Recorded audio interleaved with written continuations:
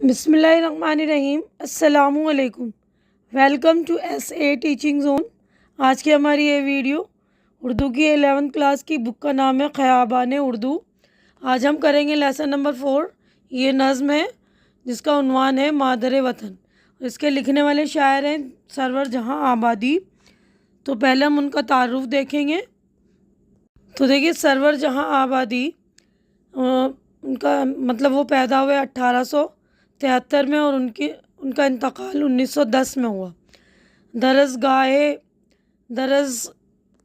درگاس ہائے سرور جہاں آباد ضلع پیلی بھیت کے رہنے والے تھے۔ سرور کے والد منشی پیارے لال طبابت کرتے تھے۔ گھر میں فارسی اور اردو کا چرچا تھا۔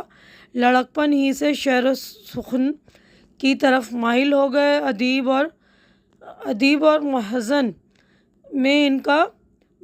میں ان کا کلام نمایاں طور پر شائع ہوتا تھا۔ عین جوانی میں بیوی کا انتقال ہو گیا۔ 1 سال کا اکلوتا بیٹا تھا، وہ بھی داغ مفارقت دے گیا۔ ان کی صدمات کا ان کے دل و دماغ پر شدید اثر ہوا۔ ہر وقت غم زدہ رہنے لگے۔ بالآخر 37 سال کی عمر میں اس دنیا سے رخصت ہو گئے۔ سرور جہاں آبادی اٹھتے بیٹھتے شاعری میں مگن رہتے تھے۔ انہوں نے اگرچہ غزلیں بھی کہیں لیکن نظم گو کی حیثیت سے زیادہ مشہور ہیں۔ سچے وطن پرست تھے۔ وطنی اور قومی موضوعات پر ڈوب کر لکھا ہے۔ ان کے یہاں ہندوستان کی مٹی اور ماحول کا گہرا احساس ہے۔ ان کی شعری فضا میں گنگا، جمنا، کوئل، بھورا، پدمنی، دمینتی، ہنس وغیرہ کے ذکر سے خاص کیفیت پیدا ہوتی ہے۔ وہ وطن کا تصور ماں کی حیثیت سے کرتے ہیں۔ ان کی شاعری میں ایک تو ہندوستانی بوباس اور وطن سے محبت کی کیفیت ہے، دوسرے غم ناکی کا احساس ہے جو گہری درمندی میں ڈھل جاتا ہے۔ انہوں نے حسن فطرت پر بھی بہت اچھی نظمیں لکھی ہیں۔ جامِ سرور اور خم خانۂ سرور ان کی شاعری کے مجموعے ہیں۔ دیکھیے ان کا سرور جہاں آبادی کا تعارف مکمل ہو گیا۔ اب ہم نظم پر آگے بڑھتے ہیں۔ دیکھیے مادر وطن نظم کا عنوان ہے۔ تو یہ 4 میں جو ہے شعر پڑھ کر 4 اشعار پڑھ کر اس کی تشریح کر دوں گی، کیونکہ ایک شعر پڑھ کر کرنا بہت لمبی ویڈیو ہو جاتی ہے۔ بہت ہی آسان سی نظم ہوتی ہے، تھوڑا سا سمجھنا ہوتا ہے ہمیں۔ تو سیاق و سباق کے حوالے سے ہم اس طرح لکھ سکتے ہیں کہ یہ اشعار سرور جہاں آبادی کی نظم مادر وطن سے لیے گئے ہیں، ہے نا؟ اس طرح لکھیں گے۔ اس کے بعد جو بھی اشعار ان کی تشریح ہم کرتے چلیں گے۔ تو پہلے میں اشعار پڑھ رہی ہوں، 4 اشعار، اس کے بعد تشریح کر دوں گی۔ واہ یہ جاں بخش پانی، یہ ہوائے خوشگوار، یہ تر و شاداب و شیریں میوہ ہائے خوشگوار، ٹھنڈی ٹھنڈی عطر میں ڈوبی ہوئی باد جنوب، سبز کھیتوں کی ہوائیں اور یہ میدانوں کی دھوپ، ٹھنڈی ٹھنڈی عطر میں ڈوبی ہوئی باد جنوب، سبز کھیتوں کی ہوائیں یہ میدانوں کی دھوپ، زلِ شفقت ہو تیرا اے مادر مشفق دراز، خاک پر کیا کیا تیرے مکینوں کو ہے ناز، اف یہ تیری چاندنی راتوں کے منظر خوش نما، واہ یہ اشجار یہ پھولوں کے زیور خوش نما۔ تو اس والے جو اشعار میں سرور جہاں آبادی اس نظم میں جو اپنے وطن کے اوپر انہوں نے نظم لکھی ہے، اپنے وطن کی، ہندوستان کی خوبیاں بیان کرتے ہوئے لکھ رہے ہیں وہ کہ وطن ایک ماں کی طرح ہوتا ہے، اس کے لیے ہم اسے مادر وطن کہتے ہیں۔ پہلے شعر میں وہ وطن کی تعریف بیان کرتے ہیں کہ واہ میرے وطن کا پانی کتنا جاں بخش ہے اور اس میں چلنے والی ہوا بھی بہت خوشگوار ہے۔ میرے وطن کے میوے تر و تازہ، شیرین اور خوش ذائقہ ہیں۔ جنوب کی سمت سے چلنے والی ٹھنڈی ٹھنڈی ہوائیں، ہوا میں خوشبو بسی ہوئی ہے۔ ہرے بھرے کھیتوں کی ہوائیں اور میدانوں میں نرم گھاس کی بہار ہے۔ تیسرے شعر میں سرور جہاں آبادی کہتے ہیں کہ شفیق مہرباں ماں، تیری شفقت کا سایہ دراز ہو، تیری خاک پر رہنے والے کو تجھ پر کتنا ناز ہے، تیری چاندنی راتوں کے منظر بھی حسین ہوتے ہیں، درختوں پر کھلنے والے پھول خوشنما زیور کی مانند ہے۔ اب آگے بڑھتے ہیں ہم، دیکھیے 100 تبسم تیرے انداز تکلم پر نثار، دل کو کرتی ہے تیری دلکش صدائیں بے قرار، سرزمین عیش ہے مادر دل سوز تو، آرزوؤں کی ہے بزم انبساط افروز تو جوانوں کی ہے ہمت، تو دلیروں کی سپر، کانپتے ہیں دشمنوں کی تیرے ہیبت سے جگر، نور دانش تو جلوہ تو فروغ جلوہ ایمان ہے تو، دل ہے تو سرمایہ صبر و شکیب جان ہے تو سرور جہاں آبادی کا کہنا ہے کہ اے مادر وطن، تیری گفتگو پر جو ہے مسکراہٹ قربان، تیری دلکش صدائیں ہمارے دلوں کو بے قرار کر دیتی ہیں۔ یہاں شاعر کی مراد ملک کی پرکیف فضا سے ہے۔ وہ کہتا ہے کہ ہمارے دیش کی سرزمین ہمارے لیے عیش و آرام کی جگہ ہے، یہ سرزمین خوشیوں سے بھری ایک بزم کی مانند ہے جہاں ہماری آرزوئیں پوری ہوتی ہے۔ ایک مادر وطن تو جوانوں کے لیے حوصلہ اور بہادروں کے لیے ڈھال کا کام کرتی ہیں، تیری ہیبت سے دشمنوں کے جگر کانپتے ہیں۔ یہاں ہیبت سے مراد ہمالیہ پہاڑ ہے۔ شاعر کا کہنا ہے کہ اس سرزمین سے عقل و فہم کی روشنی پھیلتی ہے اور ایمان کو تقویت ملتی ہے، اور یہ سرزمین ایسا دل ہے جس میں صبر و استقلال کا سرمایہ ہے۔ تو آگے بڑھتے ہیں، دیکھیے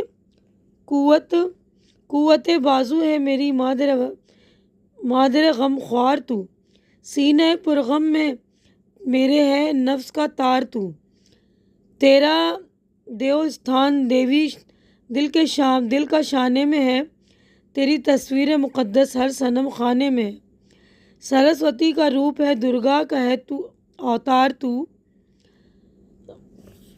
نطق و دانش کی ہے دیوی مادر غم خوار تو، واہ یہ سندر چھپ تیری، یہ سانولی صورت تیری، دل کے مندر کی ہے زینت موہنی مورت تیری۔ تو سرور جہاں آبادی کہتے ہیں کہ اے مادر غم خوار، تو میری بازو کی قوت ہے اور میرے ہر غم میں تیرا وجود ایک سانس کی طرح ہے، یعنی جس طرح آتے جاتے سانس سے زندگی کا پتہ چلتا ہے، اسی طرح مادر وطن تو جو ہے میری سانس میں موجود ہے۔ شاعر ملک کی عظمت بیان کرتے ہوئے کہتے ہیں کہ جس طرح ہر مندر میں دیوتا کا ایک استھان ہوتا ہے، اسی طرح ملک کے باشندوں کے دل میں ایک دیوی کی طرح تیرا مقام ہے۔ اے مادر وطن تو سرسوتی کا روپ ہے، تو درگا کا اوتار ہے۔ اے مادر غم خوار، یعنی ملک کو، اپنے ہندوستان ملک کو کہنا ہے کہ تجھ سے فہم و فراست اور بہترین انداز سے اپنی بات کہنے کا سلیقہ ملا۔ مٹی کا رنگ سانولا ہے، اس لیے شاعر کا کہنا ہے کہ تیری صورت سانولی ہے اور تو بہت سندر ہے، دل کے مندر میں تیری موہنی مورت سجی ہے۔ اب آگے بڑھتے ہم، دیکھیں یہ تبسم ہے شیریں ادائے دل نواز، واہ یہ شفقت بھری تیری صدائے دل نواز، سبزہ خود رو کا گہوارہ ہے تیری سرزمیں، تختہ خلد بری ہے تیری خوش منظر زمیں، پاک گنگا جل سے ہے بڑھ کر تیرا آب طہور، تیرے پاکیزہ ثمر ہے میوہ شاخ سرور، آسمانوں کے نور کی ہے جلوہ گائے ناز تو، خلقی ہے پاک دیوی مادر دم ساز تو شاعر نے وطن کو ایک ماں قرار دے کر میٹھی مسکراہٹ اور دل نواز اداؤں کی تعریف کی ہے کہ اے ماں تو کس قدر شفیق ہے، تیری ہر آواز دل کو تقویت بخشتی ہے۔ یہاں صدائے دل نواز سے مراد ملک کے آبشاروں سے گرنے والے پانی کی آوازوں کو کہا گیا ہے۔ سرور کہتے ہیں کہ تیری زمین پر خود بخود گھاس اگتی ہے، ہری بھری گھاس کا ہر تختہ جنت کا نظارہ پیش کرتا ہے۔ اے مادر وطن، گنگا جیسا مقدس دریا یہاں بہتا ہے، یہاں پانی انتہائی صاف اور شفاف ہے، ہرے درختوں پر اگنے والے پاکیزہ پھل لذت سے بھرپور ہیں، تیری زمین آسمانوں کے نور کی جلوہ گاہ ہے۔ اے مادر وطن، تو جنت کی پاک دیوی کی طرح ہے، یعنی اے مادر وطن تو لائق احترام ہے، یعنی تو عزت کے قابل ہے، عزت کے لائق ہے۔ تو ہماری پوری نظم جو ہو گئی ہے مکمل، دیکھیے تو یہ والا پیج ہمارا ہو گیا مکمل۔ یہاں شاعر کا نام ہے سرور جہاں آبادی۔ ہم اگلے صفحے پر چلیں گے تو اگلے صفحے پر ہمارے 5 سوالات ہیں، تو ہم پانچوں کے جوابات دیکھ لیتے ہیں۔ تو پہلا سوال دیکھیے، نظم کے پہلے بند میں شاعر وطن کی کن کن چیزوں کی تعریف کر رہا ہے؟ تو جوابات دیکھیں۔ اس سے پہلے ہم نظم کا جو مرکزی خیال دیکھ لیتے ہیں۔ تو دیکھیے نظم کا مرکزی خیال ہے، اس نظم میں سرور جہاں آبادی نے مادر وطن یعنی ہندوستان، بھارت کی خصوصیات بیان کی ہیں۔ بھارت کی آب و ہوا، یہاں کی تہذیب، دین، دھرم، ہمالیہ پہاڑ، گنگا اور یہاں کے پھل و پھولوں کا تذکرہ کرتے ہوئے ملک کو ایک ایسی شفیق ماں قرار دیا جو اپنی اولاد کی غم خوار بھی ہے اور ان پر انتہائی مہربان بھی ہے۔ تو یہ جو ہے نظم کا مرکزی خیال ہے۔ ہم جوابات دیکھیں گے اب۔ تو دیکھیے پہلا سوال تھا، نظم کے پہلے بند میں شاعر وطن کی کن کن چیزوں کی تعریف کر رہا ہے؟ نظم کے پہلے بند میں شاعر نے وطن کے پانی، ہوا، پھل، میوے، سبزے، کھیت، میدان، چاندنی رات، درختوں کی تعریف کی ہے۔ سوال نمبر 2 ہے، مادر وطن کو آرزوؤں کی بزم انبساط کیوں کہا گیا ہے؟ اس لیے کہ یہاں رہنے والوں کی خواہشات پوری ہوتی ہیں اور ان کی تکمیل سے خوشی ہوتی ہے، اور اس لیے بزم انبساط خوشی یا شادمانی کی محفل کہا ہے۔ مادر قوم کو قوت بازو اور غمخوار کہنے سے شاعر کی کیا مراد ہے؟ یہ سوال نمبر 3 ہے۔ جواب ہے، کسی بھی ملک کے باشندے اپنے وطن میں خود کو محفوظ اور طاقتور سمجھتے ہیں۔ طاقتور آدمی کے بازو مضبوط اور توانا ہوتے ہیں، اس لیے شاعر نے وطن کو اپنی قوت بازو کہا ہے، اور وطن ہی میں رہ کر اس کے دکھ درد اور غم کا علاج ہوتا ہے، اس لیے شاعر نے وطن کو غم خوار قرار دیا ہے۔ سوال نمبر 4 ہے، شاعر کو وطن کا جلوہ کہاں نظر آتا ہے؟